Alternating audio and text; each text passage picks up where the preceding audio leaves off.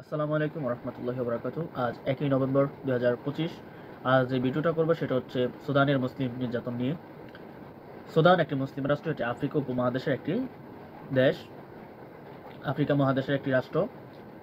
সেটি সুদান অবস্থিত মিশরের পার্শ্ববর্তী একটি রাষ্ট্র হচ্ছে সুদান। সুদান একটি বড় রাষ্ট্র। সুদান উত্তর দক্ষিণে অন্তর্ভুক্ত, দক্ষিণ এবং অন্তর্ভুক্ত। সুদানের একটা বড় অংশ সবুজ শস্য শ্যামল্য, আর তার চেয়েও বড় একটা অংশ হচ্ছে এটা মরুভূমি। সুদানের সাথে রয়েছে লোহিত সাগর, তারপরে রয়েছে সৌদি আরব। সুদান একটি মুসলিম রাষ্ট্র। সুদানের মুসলিমরা তুলনামূলক গরিব এবং সুদানে রয়েছে অনেক প্রাকৃতিক সম্পদ। সুদানে যে মুসলিমদেরকে হত্যা চালাচ্ছে তাদের রাষ্ট্রের একটি সন্ত্রাসী বাহিনী আবু লুল নামক এক জঙ্গি সন্ত্রাস কমান্ডোর নেতৃত্বে সুদানের মুসলিমদেরকে হত্যা করা হচ্ছে। সুদান একটি মুসলিম রাষ্ট্র, সেখানে মুসলিমদেরকে গণহত্যা চালানো হচ্ছে। সেখানে আমরা খবর পেয়েছি 4-5 হাজারের মতো মুসলিমকে গণহত্যা করা হয়েছে। সুদানের একটি বাহিনী আরএসএফ বাহিনীটি একটি সেনাবাহিনীর পাশাপাশি কাজ করতো, যেমন বাংলাদেশের রয়েছে আনসার, ঠিক বাংলাদেশের বিভিন্ন কাজে এটা সহযোগিতা করে, বা র্যাব, এরকম হচ্ছে সুদানের আরএসএফ। এটা সুদান যে সেনাবাহিনী সেটার সাথে বা সেটাকে সহযোগিতা করতে একটা বাহিনী ছিল, আর্ম ফোর্স। এখন এই সুদানের এই বাহিনীটির যে কমান্ডো আবু লুল, সন্ত্রাসী কমান্ডো, সে আরব আমিরাত, দুবাই এবং ইসরায়েল এবং আমেরিকা, আমি আবার বলছি ইসরায়েল আমেরিকা দুইটা রাষ্ট্রের মধ্য দিয়ে আরব আমিরাত সাথে আরব আমিরাত, দুবাই, বর্তমান যে দুবাই একসাথে হয়ে সুদানের যে আবু লুত এর যেই বাহিনীটির প্রধান আরএসএফ, এটাকে ইন্ধন দিয়ে বিপুল পরিমাণে টাকা পয়সা, অস্ত্র, গোপনে অস্ত্র দিয়ে তাদেরকে একটি সন্ত্রাসী বাহিনীতে পরিণত করে এবং সুদানে বিদ্রোহ চালাচ্ছে এবং সুদানে গণহত্যা চালাচ্ছে সন্ত্রাসী বাহিনীটি। সুদানে অসংখ্য মুসলিমকে হত্যা করা হচ্ছে, সেখানে শিশুদেরকে ধর্ষণ করা হচ্ছে, এমনকি 6-7 বছরের কন্যা শিশুটাকে ধর্ষণ করা হচ্ছে সুদানে। সেখানে অসংখ্য মানুষকে হত্যা করা হচ্ছে, সেখানে গণহত্যা চালানো হচ্ছে, শিশুদেরকে হত্যা করা হচ্ছে সুদানে। এটার পিছনে রয়েছে একটি মিডল ইস্টের মুসলিম রাষ্ট্র নামে লজ্জা হয় রাষ্ট্রটির নাম নিতে, সেটা হচ্ছে দুবাই, বা আমরা যেটাকে আরব আমিরাত বলি। দুবাই সুদানের এই গণহত্যার পিছনে হাত রয়েছে দুবাইয়ের। দুবাই শাসকরা সুদানে এই গণহত্যা চালানোর জন্য অর্থ প্রদান করেছে। তারা ইসরায়েল এবং আমেরিকার মদতেই এই কাজগুলো করছে। কেন? সুদান একটি প্রাকৃতিক সম্পদের খনি, সেখানে বিশেষ করে স্বর্ণের ভান্ডার রয়েছে, স্বর্ণের খনি রয়েছে, একাধিক স্বর্ণের খনি। এগুলোকে আহরণ করার জন্য ইসরায়েল এবং আমেরিকার নজর পড়েছে সুদানের ওপর, তাই আরব আমিরাতকে দিয়ে তারা লেটিয়ে দিয়েছে। সুদানের যে আরএসএফ সন্ত্রাসী বাহিনীর যে কমান্ডার সহ সেখানে অনেক কয়েকশোর মতো বড় বড় প্রধান, মানে বড় বড় কর্মকর্তাকে বিপুল পরিমাণে টাকা, পাশাপাশি নারী, এই দুইটা দিয়ে তাদেরকে ক্রয় করেছে। এবং তারা 2023 সাল থেকে সুদানে অস্থির পরিবেশ করছে। হঠাৎ তারা টাকার পরিমাণ বেশি করে দিয়েছে এবং বৃদ্ধি পাওয়াতে হঠাৎ করে তারা এই আরব আমিরাতের নেতৃত্বে এবং ইন্ধনে তারা সুদানে গণহত্যা শুরু করে দিয়েছে। সুদানের অনেক শহর আছে যেখানে কোনো মানুষ বেঁচে নেই, তাদেরকে হত্যা করে ফেলেছে এই আরব আমিরাত, মুসলিম বিশ্বের সবচেয়ে বড় গাদ্দার। এই আরব আমিরাত, এই দুবাই মুসলিম বিশ্বের সবচেয়ে বড় গাদ্দার। আপনি হয়তো জানেন না, দুবাই পৃথিবীর একমাত্র মুসলিম রাষ্ট্র যেখানে মানুষ সকালে ঘুম থেকে উঠে মদ পান করে এবং মদ দিয়ে মুখ ধুয়ে রাত্রে ঘুমাতে যাওয়ার আগে এই মদ খায়। এই দুবাই ইসরায়েলের সবচেয়ে বড় বন্ধু। দুবাই সবচেয়ে বেশি টাকা পয়সা ইসরায়েলে বিনিয়োগ করেছে। মধ্যপ্রাচ্যের ভিতরে একমাত্র রাষ্ট্র দুবাই যারা ইসরায়েলকে দুবাইতে আপনার বড় বড় প্রকল্পে তাদেরকে কাজ করতে দিচ্ছে। দুবাই এমন একটি রাষ্ট্র যা ইসরায়েলের স্বার্থ হাসিল করার জন্য নিজের দেশে সামরিক ঘাঁটি দিয়েছে ইসরায়েলকে। দুবাই এমন একটি রাষ্ট্র যারা ইরানের সাথে যুদ্ধ লাগার জন্য দুবাই ইসরায়েলকে সামরিক ঘাঁটির পাশাপাশি অর্থনৈতিক এবং নিজের দেশে বিভিন্ন ক্ষেত্রে সহযোগিতা করছে। দুবাই এমন একটি রাষ্ট্র, তার দেশের তেলের বড় একটা বাণিজ্য হয় ইসরায়েলের সাথে। দুবাই এমন একটি রাষ্ট্র যার সাথে ইসরায়েলের ব্যাপক ঘনিষ্ঠতা ছিল, আগেও এখনো। ইসরায়েলকে ফিলিস্তিনের মুসলমানদেরকে হত্যা করার জন্য বিপুল পরিমাণে অর্থনৈতিকভাবে সহায়তা করেছে এই দুবাই। তারা সেই সহায়তা নিয়ে সেখানে গণহত্যা চালাচ্ছে। শুধু তাই নয়, পৃথিবীর ভিতরে মুসলিম রাষ্ট্রগুলোর ভিতরে সবচেয়ে বেশি টাকা আয় করে নিয়ে যাচ্ছে ইসরায়েল, সে রাষ্ট্রটা হচ্ছে দুবাই। এবং ইসরায়েলের গণহত্যার, ফিলিস্তিনের গাজার মুসলিমদেরকে যে গণহত্যা করছে, এটার বিরুদ্ধে কোনো পদক্ষেপ নেয়নি একমাত্র রাষ্ট্র দুবাই। এরা মুসলমানদের সবচেয়ে বড় গাদ্দার। আজকে একটা বিষয় বলি আপনাদেরকে, সেটা হচ্ছে কি, ইসরায়েল এবং দুবাইয়ের যে সম্পর্ক, এটা খুবই ভয়ঙ্কর হবে একদিন। তারপরও যে বিষয়টা বলবো সেটা হচ্ছে, আমরা 2024 সালে দেখেছি দুবাইতে বন্যা হয়েছে। আমি স্বপ্নে দেখেছি দুবাইতে বন্যা হবে, এবং এটাও ভবিষ্যৎবাণী করে রাখি আজকে 2025-এর 1 নভেম্বর, অচিরে দুবাই নামক কোনো রাষ্ট্র পৃথিবীতে থাকবে না। আমি বলে দিই, কোরআন হাদিস পর্যন্ত আরবের একটা অংশ পাপে লিপ্ত হবে, তারা মাটির নিচে চলে যাবে এবং তারা সমুদ্রের নিচে, তাদের ভূমিটা নিচে নেমে যাবে এবং সমুদ্রের পানিটাকে সমুদ্র বানিয়ে ফেলবে, এবং সেই রাষ্ট্রটা প্রচন্ড পরিমাণে জিনা ব্যভিচার লিপ্ত হবে। আরবের মিডল ইস্ট এরকম একটা হাদিস আছে। ওই হাদিসটার আলোকে যদি চিন্তা করি, সবচেয়ে বেশি দুবাইয়ের কথা আসে, এবং দুবাই সবচেয়ে খারাপ রাষ্ট্র। দুবাই, আপনি হয়তো জানেন না, দুবাইতে প্রন ইন্ডাস্ট্রি রয়েছে। দুবাইতে একাধিক প্রন ইন্ডাস্ট্রি রয়েছে।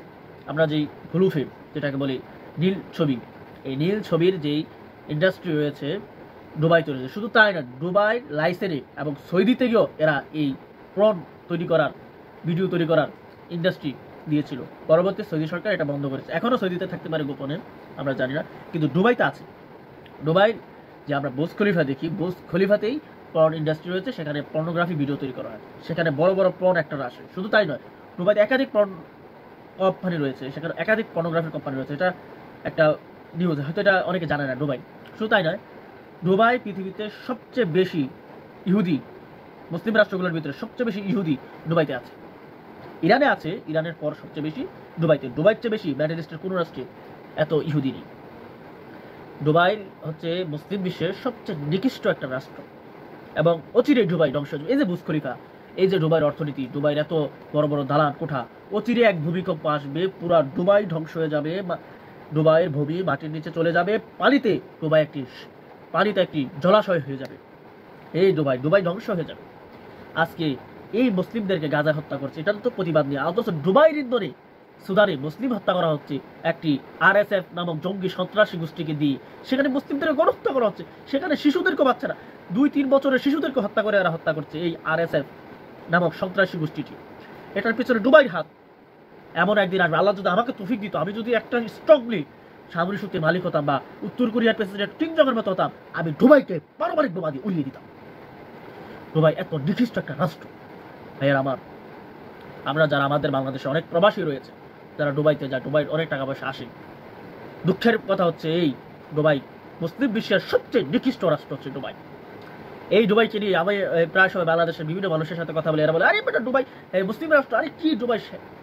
দুবাইতে সবচেয়ে বেশি, দুবাইয়ের যে শেখেরা সবচেয়ে বেশি মেয়েদের সাথে রাত্র কাটায় দুবাই শেখেরা। পৃথিবীর ইতিহাসে মুসলিম বিশ্বে এত বেশি নেই, খারাপ কাজ হয় এত বেশি দুবাইয়ের চেয়ে বেশি কোনো জায়গায় হয় না। মুসলিম বিশ্বের সবচেয়ে খারাপ কাজ হয় দুবাইতে। শুধু তাই নয়, দুবাইয়ের যারা শেখ, এরা প্রচুর পরিমাণে এই মেয়েদের সাথে অশ্লীল সম্পর্ক জড়ায়, সবচেয়ে বেশি মদ টাকা, এই দুটার বিনিময়ে। অচিরে আল্লাহ দুবাইকে ধ্বংস করে দেয়, দুবাইয়ের পতন হয়ে যাবে।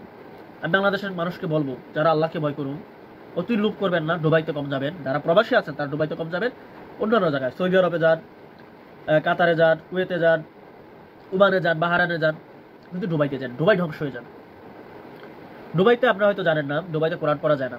আপনারা অবাক হয়ে গেছেন এই কথা শুনে। দুবাইতে মসজিদে কোনো কোরআন পড়া যায় না, মসজিদ টাইমে মসজিদ খুলে বন্ধ করে শেষ। শুধু তাই নয়, দুবাইতে আপনি কোনো হাদিস পড়তে পারবেন না। আপনি দুবাইয়ের কোনো মাঠে বা কোনো পার্কে বসে কোরআন হাদিস নিয়ে পড়তে পারবেন না, পড়লে আপনাকে জঙ্গি বলে ধরে নিয়ে যাবে। দুবাইতে আপনি মসজিদে সালাতের পর এত বেশি সময় থাকতে পারবেন না, আপনাকে, এটা দুবাই সরকার নিষিদ্ধ। শুধু তাই না, দুবাই যে মূল শহর, সেখানে 2021 সালে বুখারী শরীফ, আমরা যেটা পড়ি বুখারী, তিরমিজি, আবু দাউদ, এগুলোর স্থবক দিচ্ছিল কিছু আলেম, তাদেরকে অ্যারেস্ট করে নিয়ে হচ্ছে। দুবাইতে অসংখ্য আলেম জেলে আছে, দুবাইতে 5000-এরও বেশি আলেম জেলে আছে। শুধু তাই নয়, দুবাইয়ের অসংখ্য মসজিদে মদ্যপান করা হয়, সেখানে অনেক মানুষ আছে খুবই খারাপ কাজে লিপ্ত। শুধু তাই নয়, দুবাইতে ভালো কোনো আলেম টিকে না, তারা দুবাই ছেড়ে সৌদির দিকে চলে যায়। দুবাইতে যারা ভালো লোক, তারা সৌদি, কাতার, ওই সকল রাষ্ট্রে চলে যায়। দুবাইতে মানুষ তো ভালো থাকে না।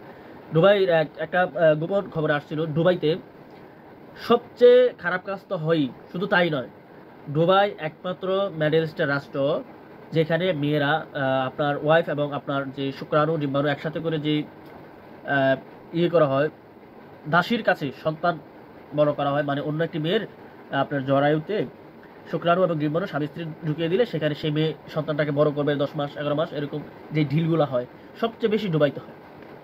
শুধু তাই নয়, আরবের ভিতরে যারা সবচেয়ে খারাপ মানুষ, নেশা আয় উল্লাস করে সবচেয়ে বেশি নারীভোগী, এরা সবচেয়ে বেশি ডুবাইতে আসে, ডুবাইতে থাকে। আপনারা কি বলবো, এই দুবাই মুসলিম বিশ্বের সবচেয়ে নিকৃষ্ট একটি রাষ্ট্র। এটা আগেও নিকৃষ্ট রাষ্ট্র ছিল, এখনো নিকৃষ্ট রাষ্ট্র। সুদানের মুসলিমগুলার হত্যার পিছনে দুবাই হাত। আল্লাহ চাইলে এক মুজাহিদের গোষ্ঠী এই সুদানের আরএফএস জঙ্গি সংগঠনটাকে ধ্বংস করে সুদানকে একটি মুসলিম রাষ্ট্র কবুল করবে। আমরা বাংলাদেশিরা কি করতে পারি? আমরা বাংলাদেশিরা আল্লাহর কাছে দোয়া করতে পারি, আল্লাহ তুমি সুদানের মুসলিমদেরকে বাঁচাও, আল্লাহ তুমি সুদানের মুসলিমদেরকে হেফাজত করো, আল্লাহ তুমি সুদানের মুসলিমদেরকে নিরাপত্তা দান করো, আল্লাহ তুমি সুদানের মুসলিমদেরকে হেফাজত করো, আল্লাহ তুমি গাজার মুসলিমদেরকে হেফাজত করো, ফিলিস্তিনের মুসলমানদেরকে হেফাজত করো, আল্লাহ ভারতের মুসলমানদেরকে হেফাজত করো, আল্লাহ চীনের মুসলিমদেরকে হেফাজত করো, আল্লাহ সারা পৃথিবীর মুসলমানদেরকে হেফাজত করো, আল্লাহ ইটালির মুসলিমদেরকে হেফাজত করো, আল্লাহ ফ্রান্সের মুসলিমদেরকে হেফাজত করো। ইটালি ফ্রান্সের মুসলিমদের উপর নিধন চলছে, আপনার এসব খবর আসে না আপনাদের কাছে? এগুলো আমাদের গোপন খবর আসে। আল্লাহ তুমি মুসলমানদেরকে হেফাজত করো। আল্লাহর কাছে বেশি বেশি দোয়া করেন ভাই। সারা পৃথিবীতে মুসলমানরা নির্যাতিত নিপীড়িত হচ্ছে, বাংলাদেশও হচ্ছে। বাংলাদেশের মুসলমানদেরকে আল্লাহ হেফাজত করো, আল্লাহ আরাকানের মুসলিমদেরকে হেফাজত করো, আল্লাহ আরসাকে তুমি শক্তিশালী করে দাও। দোয়া করেন আল্লাহর কাছে, এবং আল্লাহ যেন আমাদের উত্তম শাসক দেয়, এটাই আল্লাহর কাছে সবচেয়ে বড় প্রত্যাশা, দোয়া। আল্লাহ আমাদেরকে একটা উত্তম শাসক দাও, আল্লাহ আমাদেরকে শক্তিশালী শাসক দাও, আল্লাহ আমাদের একটা জ্ঞানী শাসক দাও, আল্লাহ আমাদেরকে এমন একটা শাসক দাও সারা পৃথিবীকে চালাতে পারে, এমন একটা শাসক দাও। আল্লাহ আমাদের মুসলিমদেরকে হেফাজত করো, আল্লাহ সুদানের মুসলিমদেরকে, গাজার মুসলিমদেরকে, ফিলিস্তিনের মুসলমানদেরকে, কাশ্মীরের মুসলমানদেরকে, ভারতের মুসলমানদেরকে, চীনের মুসলমানদেরকে, ইটালির মুসলমানদেরকে, আরাকানের মুসলিমদেরকে, সারা পৃথিবীর মুসলমানদেরকে আল্লাহ হেফাজত করেন।